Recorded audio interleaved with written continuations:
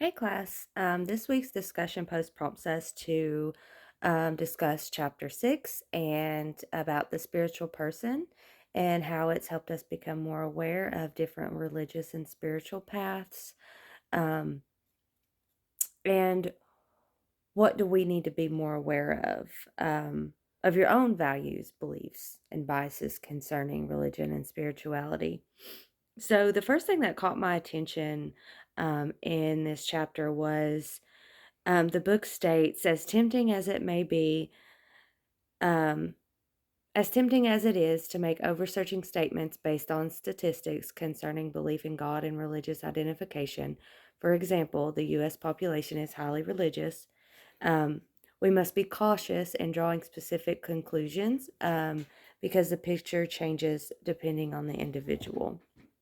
And um, so the way that I took that is that one person may two people may have the same exact beliefs. However, one person may be in church every time the door is open, and maybe sometimes the other person may sometimes go to church, may not attend church at all. Um, and also the definition of faith.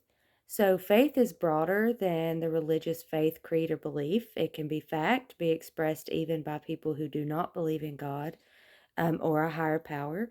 Instead, faith is viewed as a universal aspect of human existence. So a centering process, something just to gravitate yourself, maybe use like meditation or just believing in something doesn't necessarily have to be religious. Um, I also like the fact that how this chapter brings light to a lot of the different religions around the world have a lot of the same concepts, and I think that people have more in common with each other than they think they do. Um, a lot of people just look at the extreme ends on either end when it comes to religion. Um, I actually discuss this a lot with my clients. So, for those of you who don't know, I work in a drug and alcohol treatment facility. And I've seen more and more people come in that are having a hard time following the 12 steps just because they're not religious. And I try to, explain to them that spirituality is a lot different than religion. And I sometimes make a joke with them and I'm like, hey guys, if that leaf over there on that tree is what keeps you going, then hang on to that. Whatever it is, it doesn't matter what it is.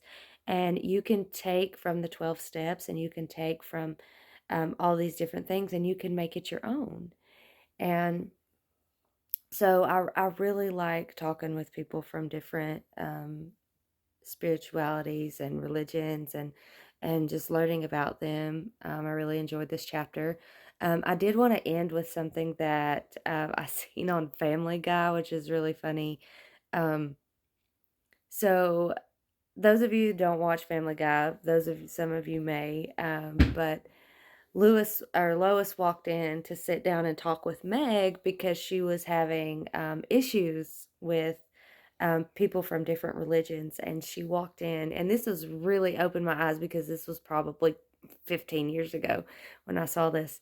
Um, she sat her down and she said, Meg, if someone believes in something and that something is making them a better person, what does it matter if you don't think that it's real, if you think it's fantasy? If someone is a better person because they believe in the tooth fairy, let them continue that belief. And not a lot of good things come from that show, but that was one good thing that did. Yeah, I look forward to hearing what you guys have to say. See you later.